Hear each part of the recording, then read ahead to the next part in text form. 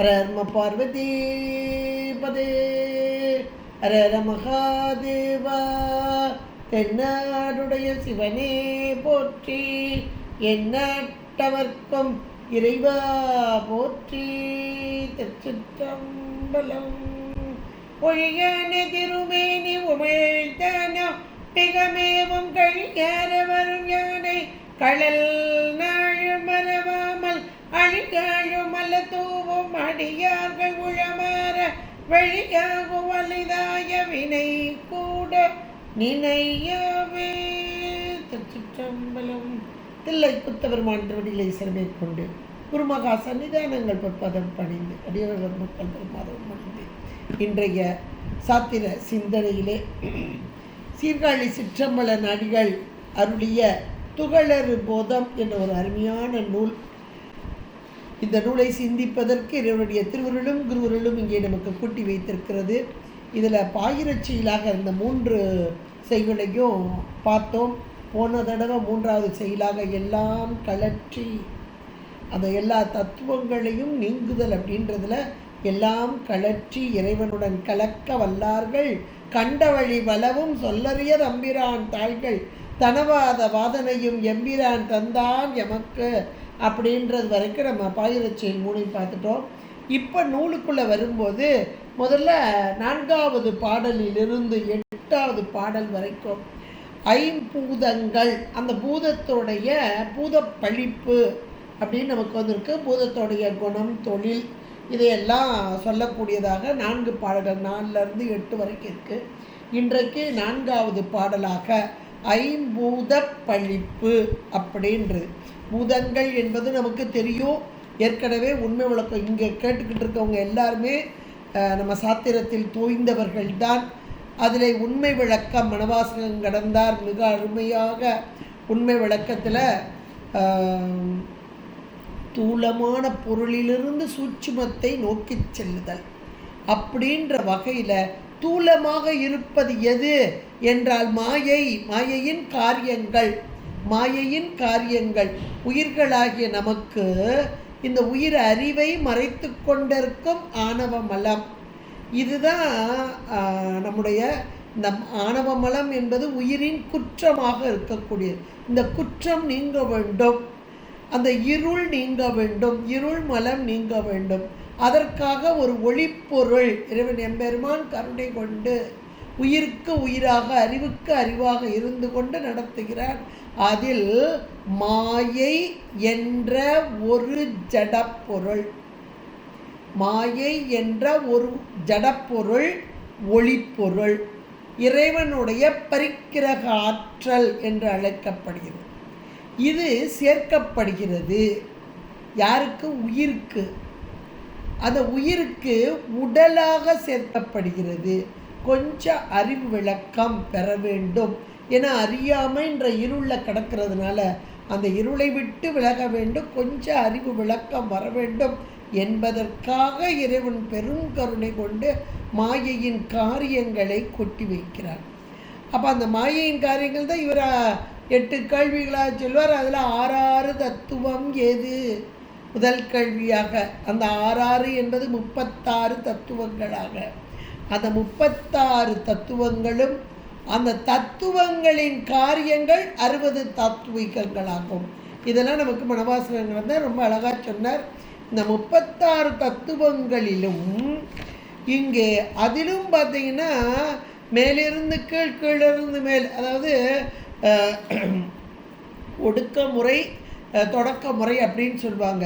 இப்போ இந்த இடத்துல அந்த 36 தத்துவங்களையும் சிவ தத்துவத்திலிருந்து ஆரம்பித்து நிலம் ஈராக, மண் ஈராக, பிரகிருதி மாயையில் 36வது இருக்கக்கூடியது மண் என்று சொல்லக்கூடியது நிலம். இப்போ அதுலேயும் கூட இந்த மணவாசகம் கடந்தார் நம் மீது கொண்ட கருணையினால் எளிதாக விளங்க வேண்டும், புரிய வேண்டும் என்பதற்காக இங்கிருந்தே போகிறார். எங்கேருந்து? பிரகிருதி மாயையின் அந்த தத்துவங்கள் அதிலிருந்தே வர்றார். 6 தத்துவங்கள் அப்படின்னு சொல்லும்போதே இங்கே முதல்ல மாயையிலிருந்து பெறப்படக்கூடிய இந்த மாயையின் காரியங்களாக வரக்கூடிய அந்த தத்துவங்களில் நிலத்திலிருந்து இப்படி ஆரம்பித்து வர்றார். அப்படி வரும்போது இங்கே அந்த பிரகிருதி மாயை அதிலிருந்து பெறக்கூடிய, அதாவது பரிணமித்து வரக்கூடிய 24 தத்துவங்கள், இது ஆன்ம தத்துவங்கள் என்று சொல்லக்கூடியது. இந்த தத்துவங்கள் கூட 3 குணமயம், அதாவது முக்குணவயம் என்று சொல்வார்கள். முக்குணவயமாக, அதாவது அகங்காரம் என்ற தத்துவம் 3 கூறுகளாக, அந்த 3 கூறுகளும் சாத்வீக கூறு, ராசத கூறு, ராசதம் என்பது வைகாரியம், அப்போ ராசத கூறு, அடுத்தாப்புல தாமதம், பூதாதி, அப்படி 3 குணமயமாக 3 கூறுகளாக, அந்த 3வது உள்ள தாமத கூறு, அதான பூதாதின்னு பார்த்தோம், பூதம் முதலாக. அப்போ அந்த தாமத கூறின் காரியமாக பரிணமித்து வருவது எது என்றால் தன்மாத்திரைகள். இந்த தன்மாத்திரைகள் என்பது தன் அளவிலே இருக்கக்கூடியது. இப்போ அந்த தன்மாத்திரைகள் 5 நமக்கு தெரியும். சத்தம், பரிசம், ரூபம், ரசம், கந்தம் அப்படின்னு நம்ம படிச்சிருக்கிறோம். அதுதான் தமிழில் ஓசை, ஊறு, ஒளி, சுவை, நாற்றம் அப்படின்றதுலையும் இப்போ தமிழில் முதல்ல சொன்னது, வடமொழியில் அமைந்தது. இது எல்லாமே இந்த தன்னளவில் இருக்கக்கூடிய ஒன்றாக இவைதான் பூதங்களாக பரிணமித்து ஒவ்வொரு இந்த தன்மாத்திரைகள் ஒவ்வொன்றிலிருந்து ஒரு பூதம் அப்படி வரக்கூடிய, சத்தத்திலிருந்து ஆகாயம், பரிசத்திலிருந்து காற்று, ரூபத்திலிருந்து நெருப்பு, ரசத்திலிருந்து நீர், கந்தத்திலிருந்து நிலம், இப்படியாக அந்த தன்னளவில் இருக்கும் தன்மாத்திரைகளாகவும் அதிலிருந்து ஒவ்வொன்றாக பரிணமித்து வரும் தூள பூதங்களா, அதாவது காரண நிலை, காரிய நிலை. இப்படி ஞாபகம் வச்சுக்கோங்க. இதுதான் ரொம்ப எளிமையானது. இது காரணம், அந்த காரணம் காரியப்பட்டு வருகிறது. அப்போ காரணத்தில் உள்ளதுதான் காரியமாக வரும், காரணத்தில் உள்ளதுதான் காரியமாக வரும். இப்போ அந்த தன்மாத்திரைகள் அப்படின்னு சொல்லும்போது சத்தம் அப்படின்ற சத்தத்திலிருந்து ஆகாயம். அப்போ ஆகாயம் எப்படி இருக்கும்? நல்ல ஓசை நிறைந்ததாக, அதனுடைய அந்த அந்த சப்தம்ன்ற அந்த குணம்தான் அதுக்கு அப்படியே இருக்கும். இது காரணம், இது காரியம். இந்த தன்மாத்திரை அதிலிருந்து பெறப்படக்கூடிய, அதாவது பரிணமித்து வரக்கூடிய தூள பூதம், அது சூட்சும பூதம். இப்படி ஒன்று சத்தத்திலிருந்து ஆகாயம், பரிசத்திலிருந்து காற்று, ரூபத்திலிருந்து நெருப்பு, ரசத்திலிருந்து நீர், கந்தத்திலிருந்து நிலம். இப்படி ஞாபகம் வச்சுட்டேன்னா ரொம்ப எளிமையாக இது புரியக்கூடியது. இதை நம்ம அருமையாக நம்முடைய திருமுறைகளும் ரொம்ப அழகாக சொல்லுது. இல்லை, திருவாசகம் எல்லாத்துக்கும் தெரிஞ்சது. அதாவது இந்த குணங்கள் அப்படின்னு சொல்லும்போது இந்த காரண நிலையில் தன்மாத்திரைகள், காரிய நிலையில் பூதங்கள். அப்போ அந்த பூதங்கள் அப்படின்னு சொல்லும்போது எல்லாத்துக்கும் எல்லா பூதங்களுக்கும் ஒரு ஒரு குணம் சிறப்பாக இருக்கும். ஆனால் மற்ற பூதங்களின் குணத்தையும் பொதுவாக கொண்டிருக்கும். மற்ற பூதங்களின் குணத்தையும் இங்கே பொதுவாக கொண்டிருக்கும். அதை நம்ம இதில் பார்க்கும்போது சத்த தன்மாத்திரை, ஓசை அப்படின்னு பார்த்தோம். அப்போ சத்த, அந்த ஆகாயம் அப்படின்றது சத்த தன்மாத்திரை, இது சிறப்பாக. அடுத்து பரிச தன்மாத்திரை அப்படின்போது சத்தமும் இருக்கும், பரிசமும் இருக்கும், ரெண்டுமே இருக்கும். ஆனால் சத்தம் பொதுவானதாக, பரிசம் என்பது சிறப்பானதாக. இப்படி ஒவ்வொன்றுக்கும் ஒரு குணம் என்பது அதுக்கு சிறப்பாக இருக்கும், மற்ற குணங்களையும் இங்கே கொண்டதாக இருக்கும். அதைத்தான் நமக்கு பாரிடை ஐந்தாய் பறந்தாய் போற்றி நீரிடை நான்காய் நிகழ்ந்தாய் போற்றி, தீயிடை மூன்றாய் திகழ்ந்தாய் போற்றி, வழியிடை இரண்டாய் மகிழ்ந்தாய் போற்றி, வெளியிடை ஒன்றாய் விளைந்தாய் போற்றி. அப்படின்னு நமக்கு திருவாசகம் ரொம்ப அழைச்சது. நமக்கு திருமுறையிலையும் 6ஆம் திருமுறையில் ரொம்ப அழகாக சொல்ற, மன்னதனில் 5ஐ மா நீரில் 4ஐ வயங்கெரியில் 3ஐ மாறுதத்தி 2ஐ விண்ணதனில் 1ஐ 6ஆம் திருமுறையில் தாண்டகத்தில் அப்பர் பெருமான் கூறியிருக்கிறார். என்றால் இந்த பூதங்கள், அந்த பூதங்கள் இங்கே காரியமாக, அதனுடைய காரணமாக தன்மாத்திரைகளாக, அவை சத்தம் பரிசம் ரூபம் ரசம் கந்தம் என்பவைகளாக இவை 5. இது எங்கிருந்து வருது? அகங்காரம் என்ற அந்த கரணம், அதில் இருந்து 3 குணவயப்பட்டு அதில் தாமத கூறாக, தாமத குணம், தாமதம் என்பது மந்தம் மூடம், அவற்றிலிருந்து பரிணமித்து வரக்கூடியதாக இது அமைந்து உள்ளது. இந்த தத்துவங்கள் எல்லாம் கருவிகள். இந்த கருவிகள் உயிருக்கு சேர்க்கப்படுகிறது.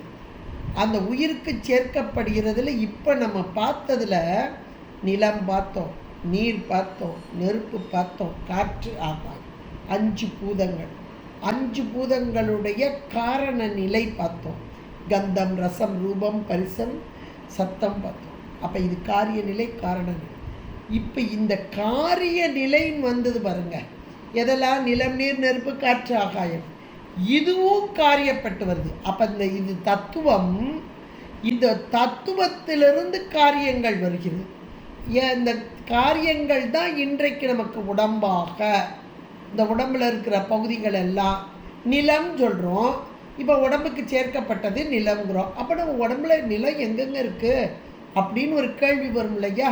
அப்போ அங்கே தத்துவத்தில் இருக்கக்கூடிய நிலம் என்ற ஒரு பகுதி காரியப்பட்டு இங்கே நம்முடைய உடம்பிலே எலும்பாக, தசையாக, மயிராக, தோலாக, நரம்பாக 5 வருது, காரியப்பட்டு வருது. அப்போ நிலம், நிலம்னா மண், பிருத்வி, அதனுடைய கூறாக காரியமாக எலும்பு, தசை, மயிர், தோல், நரம்பு.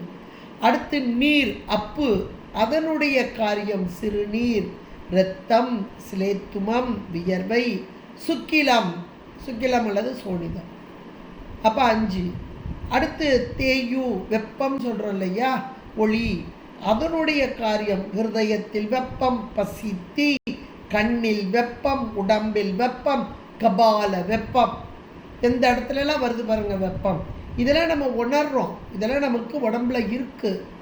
அப்போ இது அது காரணம், இது காரியமாக தாத்துவீகம். இவைகளெல்லாம் தத்துவங்களிலிருந்து வரக்கூடிய தாத்துவீகங்கள்.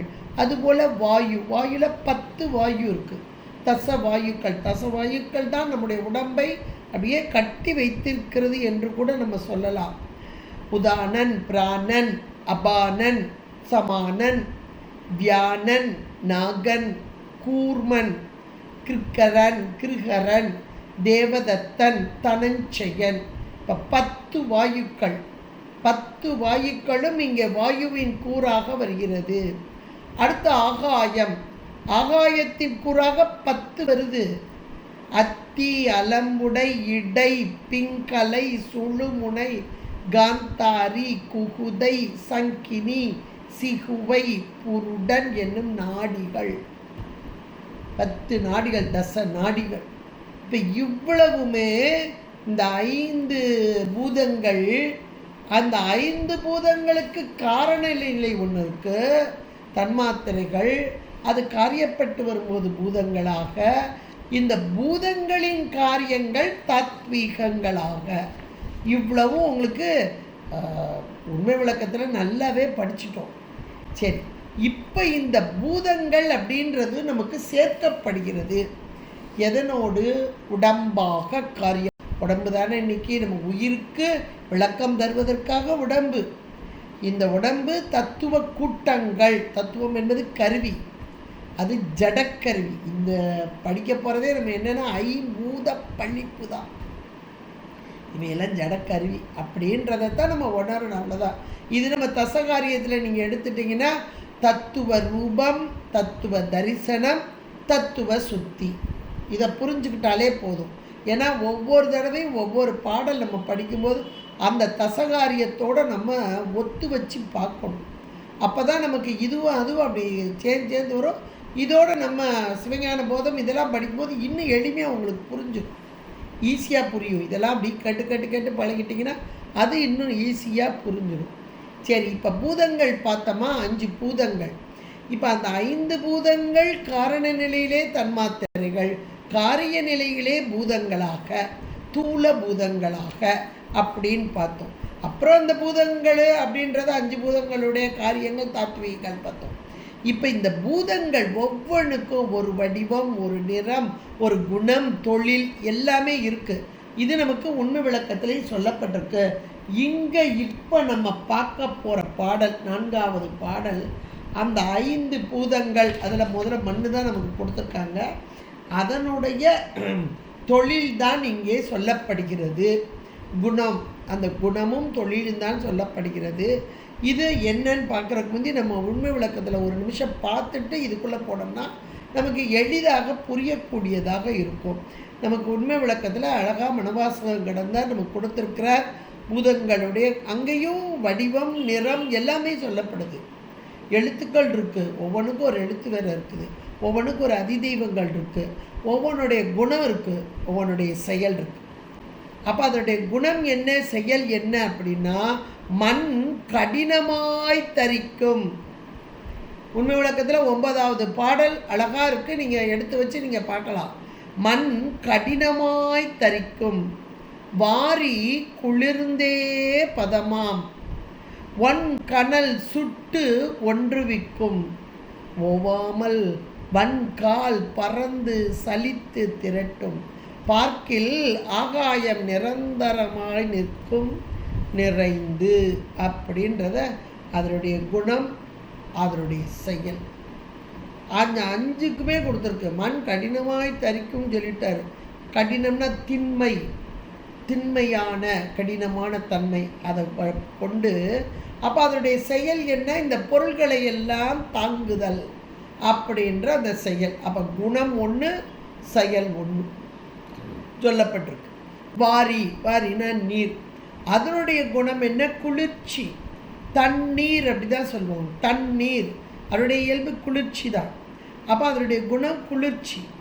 அது பதமாம், வாரி குளிர்ந்தே பதமாம். அப்போ அந்த பொருட்களை எல்லாம் அப்படி பதப்படுத்துதல், மென்மைப்படுத்துதல், இதுதான் அதனுடைய செயல். அப்போ குணம் வந்து குளிர்ச்சி, செயல் வந்து பதப்படுத்துதல். அடுத்து ஒன் கனல், அந்த ஒளி பொருந்திய அந்த தீ, நெருப்பு சுட்டு ஒன்றுவிக்கும். அப்போ அதனுடைய குணம் என்னது, வெம்மை, வெப்பம். அப்போ அதனுடைய செயல் என்னதுன்னா, எல்லாவற்றையும் நீராக்கி ஒன்றுவிக்கும், ஒன்றுவிடும் செயல். அப்போ இதுக்கு அடுத்தாப்புல ஒன் கனல் சுட்டு ஒன்றுவிக்கும், ஓவாமல் வன்கால், இந்த வன்கால் ஓவாமல் பறந்து சலித்து திரட்டும். அப்போ வன் அப்படின்னா வளமை உடைய வலிமையான அந்த காற்று. ஓவாமல்னா ஒரு நிமிடம் கூட நிற்காம ஒழியாமல் பறந்து எல்லா இடங்கள்லையும் பறந்து இயங்கி திரட்டுதல். இந்த பொருள்களை எல்லாம் இங்கே இருக்கிற காற்றடிச்சு அவ்வளோத்தையும் தள்ளிட்டு பாரு, திரட்டிட்டு, இங்கே இருக்க பொருளை அங்கே கொண்டே போடும், அங்கே இருக்க பொருளை இங்கே போடும், அதை பொருளை திரட்டுதல், இதுதான் அதனுடைய செயலாக. அடுத்தாப்புல ஆகாயம், நிரந்தரமாய் நிறைந்து நிற்கும். ஆகாயம் என்பது வெளி, அந்த வெளியுடைய குணம், அந்த வெளிதான் அதனுடைய குணமாக இருக்குது. எல்லா பொருள்களிலும் ஊடுருவது அதனுடைய செயல். நிறைந்து நிற்கும் என்பது ஊடுருதல். ரந்திரம் அப்படின்னா வெளி, அது நீ ரந்தரம் அப்படின்றது, நிரந்தரம் அப்படின்றது சொல்லியிருக்காங்க. வெளி, அந்த வெளி அது வந்து குணம்.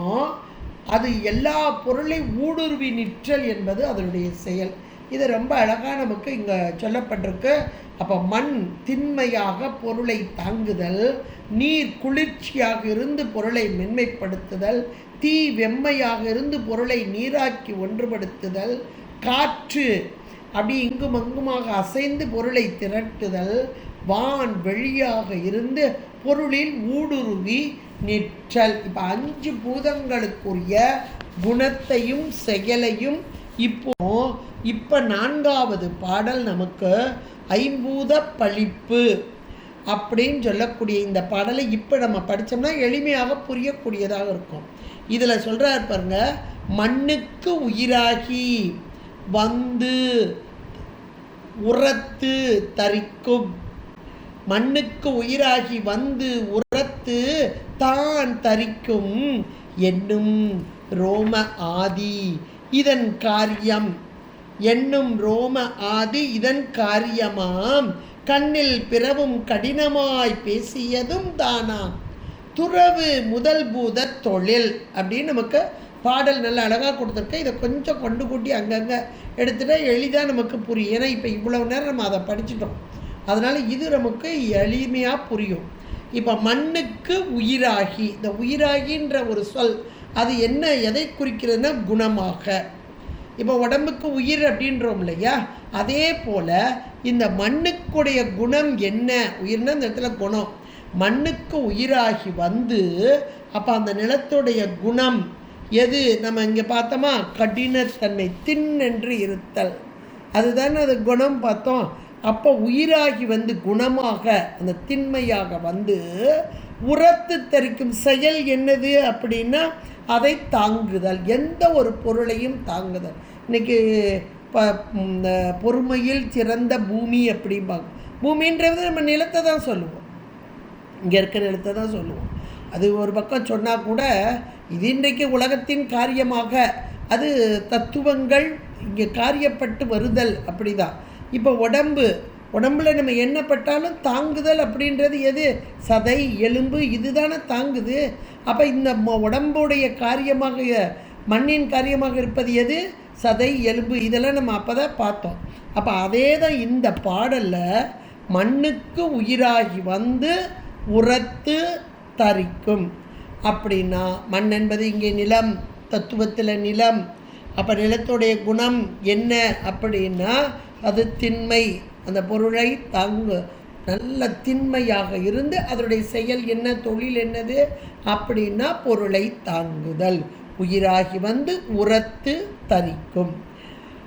அடுத்த வார்த்தை பாருங்க, என்னும் ரோம ஆதி அப்படின்னா இந்த ரோமம் முதலிய ரோம ஆதி அப்படின்னா அப்போதே நம்ம பார்த்தோம். நம்ம இப்போ மண்ணுன்னு சொல்கிறோமே அது வேணால் உலகத்துக்கு வேணால் சொல்லிக்கிடலாம். அப்போ நம்மக்கிட்ட மண் எங்கே இருக்குது அப்படின்னா தாத்துவிகங்கள், தத்துவத்திலிருந்து பெறப்பட்ட காரியங்கள் தாத்துவிகங்கள். அந்த தாத்துவிகங்களில் மயிர், எண்பு, தோல், தசை, நரம்பு இதெல்லாம் பார்த்தோமா, அதுதான் என்னும் ரோம ஆதி இதன் காரியமாம். இது 5மே இதன் காரியம்னா எது, நிலம், நிலத்தின் காரியங்களாக, அதாவது தத்துவத்தின் காரியங்கள் தாத்துவிகங்கள். இந்த தாத்துவிகங்கள் தான் இன்றைக்கு உடம்பாக நமக்கு இங்கே பரிணமித்து வருகிறது அப்படின்றத நம்ம புரிஞ்சுக்கிடணும். இதன் காரியம், இந்த 5ம் நிலத்தின் காரியங்கள் ஆகும். அடுத்து கடினமாய் பேசியது பிறவுமாம், அதனுடைய தன்மை என்னன்னு இங்கே அழகாக சொல்கிறார். கடினமாய், அது அந்த பிறவும் கடினமாயின்னு இருக்கு, அது கடினமாய் பேசியது பிறவுமாம் அப்படின்னு கொஞ்சம் கூட்டிக்கிட்டிங்கன்னா கூட்டிக்கிட்டிங்கன்னா ஈஸியாக புரியும். அப்போ கடினத்தன்மை, அப்போ இதனுடைய குணம் என்ன அப்படின்னா நிலம், அதனுடைய குணம் கடினத்தன்மை. எந்த ஒரு பொருளையும் நம்ம செய்யணும் வைக்கணும்னா நம்முடைய கை கால்கள், அதில் தோல், சதை, எலும்பு இவைகள் தானே பயன்படுகிறது. அதுதான் இங்கே கடினத்தன்மை கொண்டு, கடினத்தன்மை திண்மையாக இருத்தல், இதன் மூலமாக தாங்குதல் தரித்தல், எந்த ஒரு வேலை செய்தலும் அதைத்தான் கடினமாய் பேசியது பிறவுமாம் அப்படின்னு சொல்லி கடைசியில் அடுத்தாப்பில் சொல்கிறாரு. துறவு முதல் பூத தொழில் அப்படின்னு 4வது வரியில் இருக்கு. அதை அப்படியே கொஞ்சம் கொண்டு குட்டி எடுத்துக்கிட்டிங்கன்னா, முதல் பூத தொழில் துறவு அப்படின்னா, இப்போ நிலத்துடைய தொழில் என்னது? குணம் என்னது? கடினத்தன்மை. தொழில் என்னது? தாங்குதல், தரித்தல். இப்போ உயிராகிய உயிர் ஒரு அறிவு பொருள். அந்த அறிவில் இருக்கும் அறியாமையை நீக்குவதற்காக மாயையின் காரியமாக இந்த தத்துவங்களின் காரியமாகிய தாத்துவிகங்கள் இங்கே உடம்பாக நமக்கு கொடுக்கப்பட்டிருக்கிறது. இவையெல்லாம் ஜடப்பொருளே. அப்போ நீ ஒரு அறிவு பொருள், உயிர் ஒரு, அந்த கடைசி இது பாருங்க, முதல் பூத தொழில் துறவு. அப்போ இது எல்லாமே ஜட பூத தொழில் அப்படின்னா ஐம்பூதங்களின் தொழிலாக வரக்கூடியது. இவையெல்லாம் ஜடம். அதனால் இது எப்படி தோன்றி நின்று அழியும் பொருள். ஜடப்பொருள் எல்லாமே ஒரு காலத்தில் தோன்றி ஒரு காலத்தில் நின்று ஒரு காலத்தில் அழியக்கூடியதே. நீயோ ஒரு அறிவு பொருள், என்றும் உள்ள பொருள். இவை உனக்கு சேர்க்கப்பட்ட பொருள், அறிவு விளக்கத்திற்காக சேர்க்கப்பட்ட பொருள். அதனால் இந்த பொருளின் மீது பற்று கொள்ளுதல் கூடாது. அந்த பற்றை துரத்தல் அப்படின்னா, இந்த உடம்புக்குரிய காரியம் இதில் தானே இன்னைக்கு நம்ம முழு கவனம் உயிர் என்ற ஒன்று இருக்கிறது என்பதையே உணராமல் இருக்கிறோம். இந்த பாட்டு அருமையான ஒரு பாட்டு, மண்ணுக்கு சொல்லியிருக்கிறார். ஆனால் அந்த மண், நிலம் என்பது அந்த 6 தத்துவத்தில் வருது. அப்போ அந்த மாயையின் காரியமாக பிரகிருதி மாயை, அந்த குணத்தத்துவம், அதில் பூதாதி குணம் என்று சொல்லக்கூடிய தாமச குணம். அந்த தாமச குணத்துடைய தன்மை என்னன்னா மந்தம், மூடம். இன்னைக்கு உடம்பு ஏன் இவ்வளோ மந்தமாக இருக்குது, மூடமாக இருக்குன்னா இதனுடைய காரணம்தான் காரியம். கொஞ்ச நேரம் வேலை பார்த்தோன்னே கொஞ்சம் உடம்பு டயர்டாயிருது, அப்புறம் கொஞ்சம் படுக்கணும், அப்புறம் ரெஸ்ட் எடுக்கணும். இதெல்லாம் மந்தம், மூடம். இதுக்கு காரணம் அது அங்கே மந்தம், மூடமாக, பூதாதி காரியமாக இங்கே பெறப்பட்டது குணக்கூறு. இங்கே வந்த அந்த நிலமோ கடினத்தன்மை தான், தாங்குதல் தான். ஆனால் இவையெல்லாம் ஜடக்காரியம். உயிராகிய அறிவு பொருளுக்கு அறிவு விளக்கம் பெறுவதற்காக சேர்க்கப்பட்ட பொருள். இப்படிப்பட்ட இந்த பொருளை முதல் பூத தொழில் துறவு அப்படின்னா இதை விட்டு விலக வேண்டும். அறிவற்ற குணத்தை உடைய இந்த பொருளை விட்டு விலகுதல், அதுதான் துறவு என்பது. இந்த பொருள் எனக்கு உறவு பொருள் அல்ல. நம்ம இந்த உடம்பு மட்டும்தான் உறவுன்னு நினைக்கிறோம். அது உடம்பு சார்பு உள்ள எல்லாம் நம்முடைய உறவுன்னு சொல்லிக்கிறோம். இது ஏன் உறவு? இது என்னுடைய குழந்தை, என்னுடைய மனைவி, என்னுடைய கணவன், இப்படி என்னுடையது யான், எனது. இதுதானே நமக்கு மேலே வினைகளாக கூட்டி அடுத்து பிறவிக்கு காரணமாக வருகிறது. இந்த உடம்பே ஜடக்காரியம், மாயையின் காரியமாய ஜடப்பொருள். இது உனக்கு உறவே அல்ல, பகைதான். இன்றைக்கு சேர்க்கப்பட்டிருக்கு. ஒரு காலம், கொஞ்ச காலம், இவ்வளோ காலம்தான். ஒரு காலத்தில் தோன்றி ஒரு காலத்தில் நின்று ஒரு காலத்தில் அழிய போகுது. இவ்வளவு காலத்திற்குள்ளே சேர்க்கப்பட்ட பொருள் மூலமாக விளக்கத்தை நாம் அடைய வேண்டும். எந்த விளக்கம்? உயிர் அறிவு விளக்கம் அடையணும். இந்த சேர்க்கப்பட்ட பொருள் இருக்குது பாருங்கள், இந்த பொருள் நமக்கு ஒரு விளக்கத்தை கொடுக்க வந்திருக்கிறது. ஆனால் அந்த விளக்கமும் முழுக்க இந்த பூதாதி, அதாவது உலகத்தை பற்றியதான விளக்கமாகத்தான் வரும். வெளியே உள்ள தூளப்பொருளையே நமக்கு காண்பிக்கக்கூடியதாக இருக்கும். ஆனால் தூளப்பொருளை காண்பித்த போதும் கூட இறைவன் திருவருள் கூடி நிற்க, நம்முடைய வினைகளும் நல்வினைகளாக இருக்க, இன்றைக்கி நல்ல நூல் கையில் இருக்குது. இன்றைக்கி ஒரு நல்ல நாள், அதில் சதுர்த்தசியும் அமாவாசையும் கூடுகின்ற நாள். இன்றைக்கி ஒரு நாள், நல்ல நாள். இந்த நேரத்தில் என்ன செயல் செஞ்சாலும் அது பெரிய வெற்றியும்பாங்க. அப்படிப்பட்ட ஒரு நேரம், அதுவும் பிரதோஷ நேரம். இந்த நேரம் 4:30 to 6 பிரதோஷ நேரம், நித்திய பிரதோஷம். நீங்கள் எல்லோரும் நேத்தனங்க பிரதோஷம் முடிஞ்சிட்டு இன்றைக்குமே பிரதோஷம் சொல்கிறீங்களே அப்படின்னு நினைக்கலாம். இது பிரதோஷம், நித்திய பிரதோஷன்றதில் அதில் திதியில் சதுர்த்தசியும் அமாவாசையும் கூடுற நேரம் இந்த நேரம். அது மேலான ஒரு நேரம் இந்த நேரம். இந்த நேரத்தில் நாம் எதை செய்தாலும் மேன்மேலாக உயரக்கூடியதாக ஒரு நிலை இருக்கும். அந்த நேரத்தில் இந்த துகளறு போதம், அதுவும் மேலான ஒரு நூல், சாதாரணமான நூல்லாம் கிடையாது, மேலான ஒரு நூல். அப்படிப்பட்ட நூலை நம்ம கையில் கொடுத்து, சின்ன பிள்ளை கையில் பொன்கிண்ணம் போல கொடுத்து, இதை உணர்வதற்கும் அருமையாக வைத்த இறைவனுடைய திருவருளுக்கும் குருவருளுக்கும் நாம் முதல்ல நன்றி செலுத்தணும். புரியுதோ புரியல அது வேறு விஷயம். இறைவன் திருவருள் கூட்டி வைத்திருக்கிறது, இதை சிந்திப்பதற்கு கூட்டி வைத்திருக்கிறது. இந்த உடல், அப்போ இந்த உடல் என்பது மாயாகாரியம், இது ஒரு ஜடப்பொருள் தான். அந்த ஜடப்பொருள் மூலமாக இந்த அபரஞானம் என்று சொல்லக்கூடிய இந்த நூல் அறிவு பெறுவதற்கு நமக்கு இன்றைக்கு ஜடக்காரியம் உதவுகிறது. பாருங்க, இது எவ்வளோ பெரிய கருணை, இறைவனுடைய பெரும் கருணை. இதை நம்ம நினைக்கணும். அப்போ இந்த உடலை வைத்து நான் உயிரை வளர்க்க வேண்டும். உடலை வளர்த்தால் உயிர் வளரும். உடம்பை வளர்த்தேன் உயிர் வளர்த்தேனே திருமூலதேவனார் ரொம்ப அழகாக சொன்னார். நம்ம உடம்பை வளர்க்குறதுன்னா நல்லா ஹார்லிக்ஸ் பூஸ்ட்டு நல்லா பாதாம் பிஸ்தா போட்டு உடம்பை வளர்த்தா உயிர் ரொம்ப நாளைக்கு நிலச்சிருக்கும்னு நம்ம நினச்சிட்டு இருக்கோம். அது இல்லைங்க. இதுதான் நல்ல நூல்கள், மெய் நெறியை காட்டும் நூல்கள்.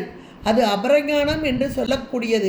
அந்த நூல் வழியாக கேட்டு கண்டு கேட்டு அதை சிந்தித்து இவ்வளவுக்கு இந்த உடம்பு, இதன் மூலமாக பரஞானம் என்ற மேலான ஞானம், ஞான பரம்பொருளை இறைவனை அடைதல்.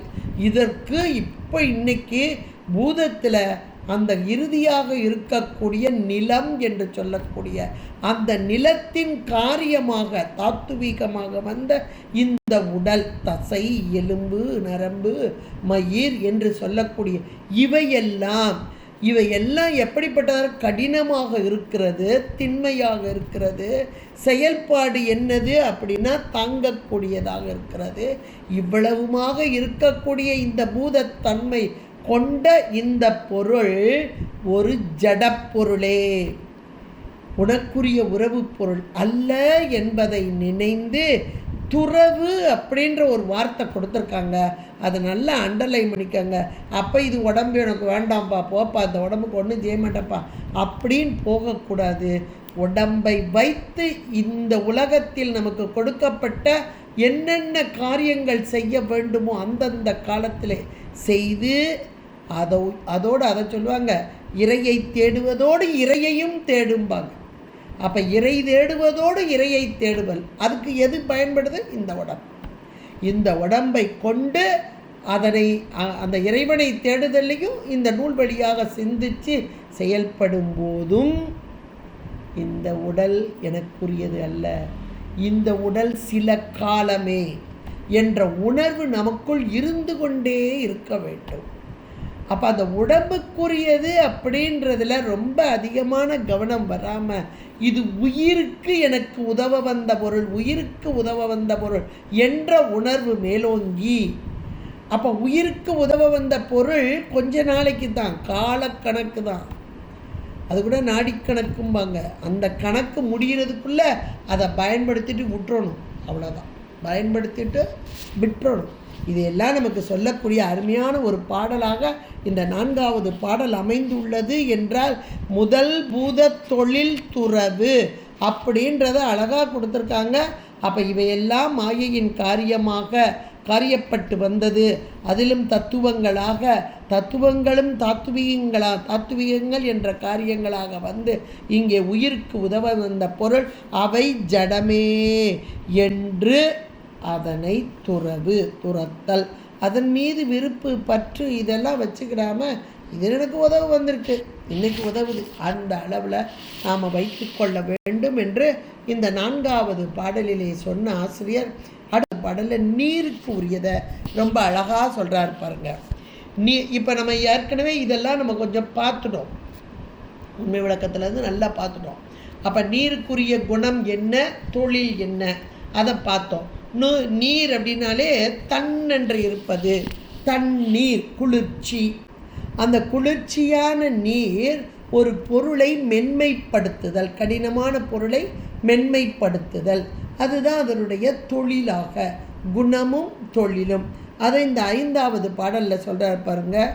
நீர்க்கு உயிராய் நின்றே நெகிழ்ந்து குளிருமே பார்க்கில் நீராதி பகற்கருமம் கார்க்குரிய வெள்ள முதலாகும் மெய் உணரின் அப்புத்தான் அள்ள விடப்படாதாம். அருமையான ஒரு பாடலாக அமைத்து கொடுத்திருக்கிறார். நீருக்கு உயிராய் நின்றே, ஒரு ஏகாரம் கொடுத்திருக்கார். நின்றே நெகிழ்ந்து குளிரும் அப்படின்னு இருக்கார். அப்போ இந்த நீருக்கு உயிர்னு அப்போதே நம்ம பார்த்தோம் என்னது குணம். அப்போ நீருடைய குணம் என்ன அப்படின்னா நெகிழ்தல், பதப்படுத்து, குளிர்ச்சியாக இருந்து. அதனுடைய தொழில் என்ன, பதப்படுத்துதல். அதனுடைய குணம் குளிர்ச்சி, அதனுடைய தொழில் பதம், அப்படியே கடினமான ஒரு பொருளை மிருது ஆக்குதல் அப்படின்றது. இப்போ குளிர்ச்சின்றதோட இந்த நீருடைய குணம் அப்படின்றது போது நமக்கு சுவை அப்படின்னு நம்ம பார்த்துருக்கோம். இந்த சுவை அப்படின்றது நீருடைய குணம் வந்து சுவை தான். இப்போ இந்த இடத்துல நீர் குளிர்ச்சி தான், அது இங்கே சுவையாக வரக்கூடியது, அது நெகிழ்ந்த குணத்தை செய்யக்கூடியதாக இருக்கிறது அப்படின்றது. நீருக்கு உயிராய் நின்று, குணமாக நின்று, நெகிழ்ந்து குளிரும். குளிர்தல் என்பது பதம் செய்தல். எந்த ஒரு பொருளையும் கடினமாக இருக்கும்போது தண்ணிகளை போடுங்க கொஞ்ச நேரம், அது நல்லா பதமாயிரும் அப்படின்னு நம்ம சொல்கிறோம். இப்போ நம்ம உடம்புல எந்த இடத்துலலாம் நீர் இருக்குது அப்படின்றதையும் நம்ம பார்த்தோம். இப்போ உண்மை விளக்கத்தில் பார்க்கும்போது எங்கெல்லாம் இருக்குது அப்படின்னு பார்த்தோம். வாயிலிருந்து ஊறுற நீர் இருக்குது பாருங்கள், சுவை.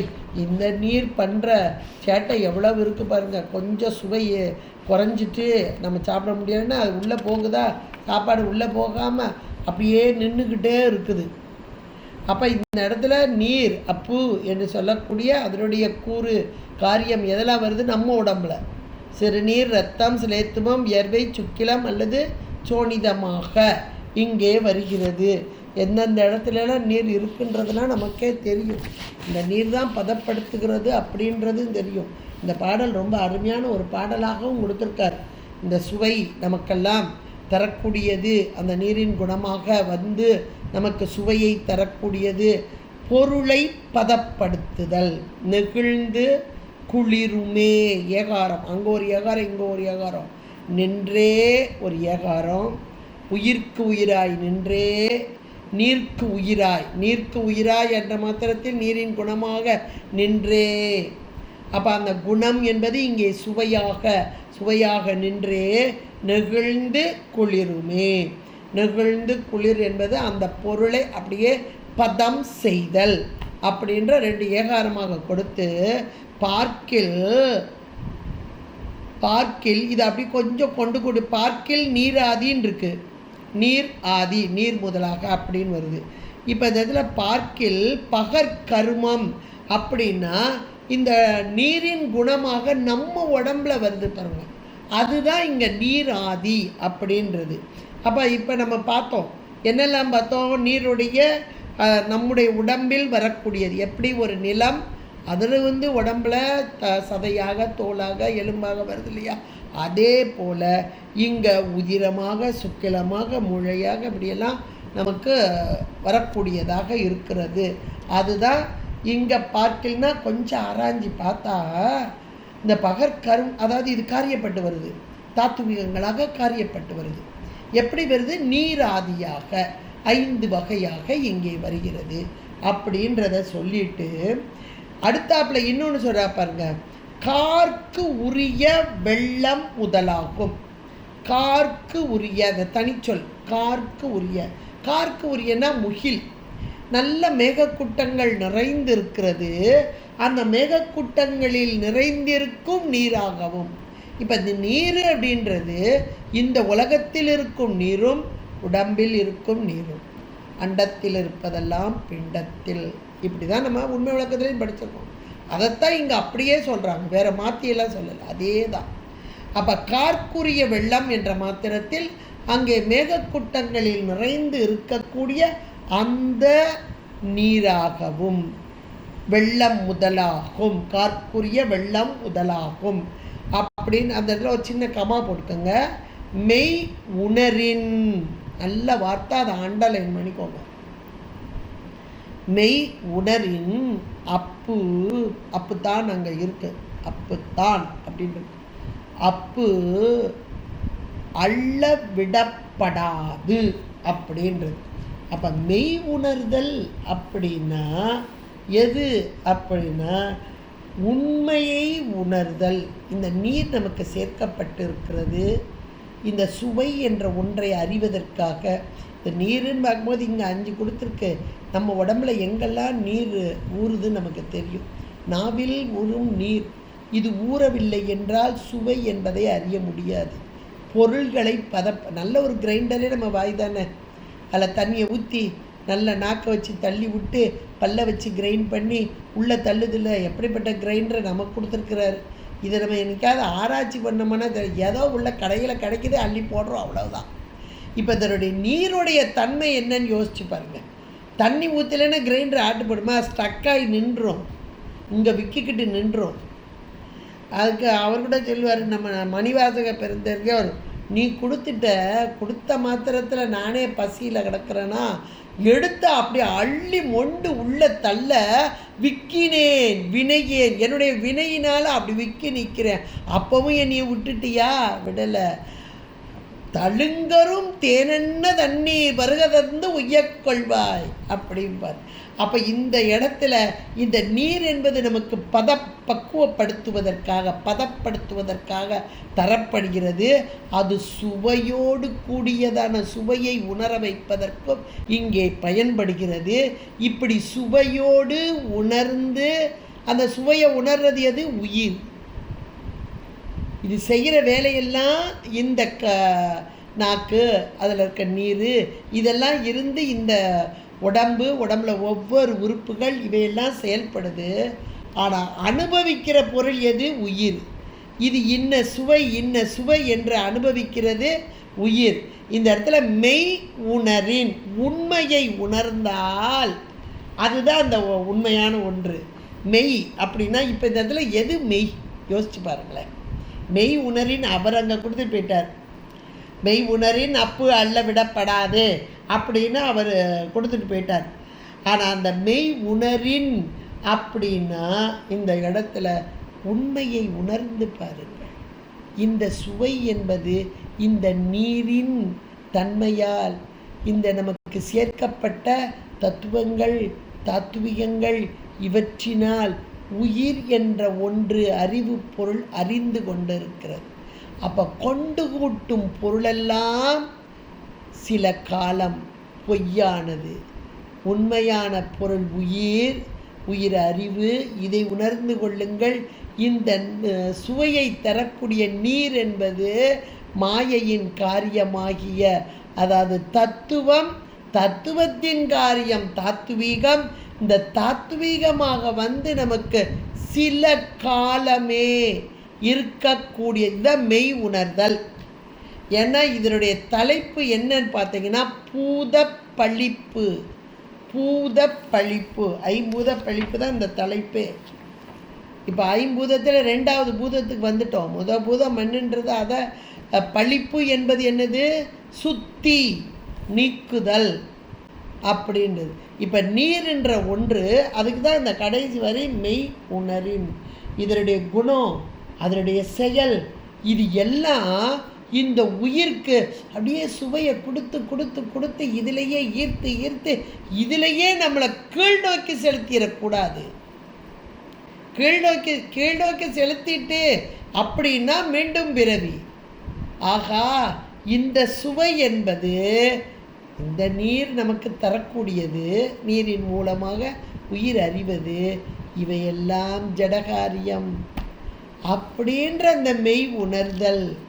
இது யாருக்கு வரும்? முதல்ல துறவுன்னு ஒரு வார்த்தையை போட்டார், இப்போ மெய் உணரின் அப்படின்ட்டார். உண்மையை உணர்ந்து ஆராய்ந்து உணர்ந்து கொள்ளுங்கள் அப்படின்னு போட்டார்.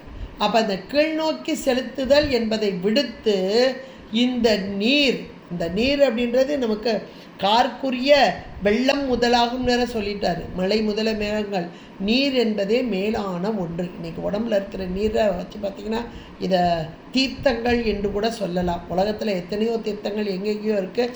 நம்ம உடம்புலையும் தீர்த்தங்கள் இருக்கானா? இருக்குது. அந்த தீர்த்தங்கள், இந்த தீர்த்தம் என்பது தீர்த்தல். இந்த நீர் ஊறுதல் இது மாயாகாரியம். இவை மாயாகாரியம் என்று உணர்ந்து இவற்றை கொஞ்சம் தள்ளியே வச்சுட்டு, ஆனால் இவை மூலமாக உயிருக்கு விளக்கம் பெற வைத்தல், இது ஒரு மேலான ஒரு நிலைங்க. இந்த ஒரு நிலை அந்த மெய் உணரின் அப்படின்னா, இந்த பழிப்புனது தத்துவங்கள் சேர்க்கப்பட்டவை. இந்த தத்துவங்கள் சுத்தியாக வேண்டும். எண்ணின் வேறானது உயிர் அறிவு பொருள். இது ஒரு ஜடப்பொருள் இன்றைக்கு சேர்க்கப்பட்டிருக்கிறது. இந்த சேர்க்கப்பட்ட பொருள் சில காலமே. இந்த சில காலத்தில் இந்த உயிர் அறிவு விளக்கத்தை பெற வேண்டும் என்ற உணர்வு மேலோங்கி வருதல். அதான் மெய் உணரின் அப்பு அல்ல விடப்படாது என்று இதனை உணர்ந்து கொண்டாலே போதும். ஏன்னா இது 50 பழிப்பு தான். இப்போ இந்த உடம்பில் இருக்கிற நீர் எத்தனையாக இருக்குது. அதுலேயும் கூட இந்த சிறுநீர் அது வெளியே வரணும். வெளியே வந்தால்தான் உடம்பு ஆரோக்கியம். அடுத்து சுக்கிலம் சோனிதம் அப்படின்னாங்க. அது உடம்பை விட்டு வெளியே வர உடம்பு பலகீனம். அது உடலுக்குள் இருந்து மேல் நோக்கி செலுத்தினால் உடல் பலம் பெறும். இன்னும் உயிர் அறிவும் மேலோங்கி வரும். இப்படியெல்லாம் நமக்கு சொல்லி வைத்தார்கள் நம்முடைய தத்துவங்கள், நம்முடைய அருளாளர்கள் சொல்லி வைத்தார்கள். இது வெளியேற்றப்பட வேண்டும், இது உள்ளே நிற்க வேண்டும். இந்த நீர் வெளியேற்றப்பட வேண்டும், இந்த நீர் உள்ளே நிற்க வேண்டும். இந்த உள்ளே நிற்கும் நீரும் கீழ்நோக்கி நம்மை செலுத்தக்கூடாது. கீழ்நோக்கி செலுத்துதல் என்பது உலக காரியம். அது மேல் நோக்கி நம்மை செலுத்த வேண்டும். மேல் நோக்கிய நிலை என்பது இறை நிலையை அடைதல். அந்த இறை நிலையை அடைவதற்கு இந்த தத்துவங்கள் தாத்துவீகங்கள் நமக்கு உறுதுணையாக இருக்கும். ஆனாலும் இவை ஜடகாரியம் என்று மெய் உணர்ந்தால் இதுதான் உண்மையான 50 பழிப்பு. தத்துவங்கள் தம்மின் வேறானவை என்று உணர்தல். இது அழகாக நமக்கு நமக்கு 5 பூதங்களுமே நமக்கு சேர்க்கப்பட்டவை அத்தனையும் சில காலம். இதெல்லாம் ஒவ்வொன்றா நம்ம உணர வேண்டும். இப்போ 2 இது பார்த்துருக்கோம். நம்ம மீண்டும் நீங்கள் வாசித்து பாருங்கள். நம்ம உண்மை விளக்கம் சொல்லிவிட்டு இதை சொன்னதுனால உங்களுக்கு எளிமையாக புரியும். இனிமேல் வர்ற பாடலும் கூட எளிமையாக புரியும். அவ்வளோ ஒன்றும் கஷ்டமே இல்லை. ஆனாலும் ரொம்ப ஃபாஸ்ட்டாக நிறைய போக வேண்டாம். இந்த 2ஐயுமே நீங்கள் மீண்டும் சொல்லி பாருங்கள். அப்போது மற்ற பாடலுக்கு கூட புரியக்கூடிய தன்மை உங்களுக்கு வரும். இந்த பாடலை படிக்கும் போதும் இதில் ரொம்ப முக்கியமான வரி என்னென்னா, அந்த 4வது பாடலில் முதல் பூத தொழில் துறவு என்பதை அண்டர்லைன் பண்ணிக்கோங்க. இந்த பாடல் 5வது பாடலில் மெய் உணரின் 3வது வரியில் இருக்குது. மெய் உணரின் அப்படி உண்மையை உணர்தல் அப்படின்றது. ஏன்னா அந்த உண்மை உணர்தல் அப்படின்றது இவையெல்லாம் சேர்க்கப்பட்டன்றது உணர்றது தான். அவ்வளோதான். அப்படின்றத நம்ம உணர்ந்து கொண்டால் இந்த 50 பழிப்பு என்பதை நாம் நன்றாக உணர்ந்து கொள்ளலாம் என்று கூறி இந்த 2ஐயும் மீண்டும் வாசித்து பாருங்கள், கேட்டு பாருங்கள். கேட்டுட்டு வாசிச்சிங்கன்னா ஈஸியாக உங்களுக்கு புரியும் என்று சொல்லி உங்களிடமிருந்து விடைபெறுகிறேன். நன்றி, வணக்கம். திருச்சிற்றம்பலம். ஹர பார்வதி பதே ஹர மகாதேவ. தென்னாடுடைய சிவனே போற்றி, எந்நாட்டவர்க்கும் இறைவா போற்றி. திருச்சிற்றம்பலம்.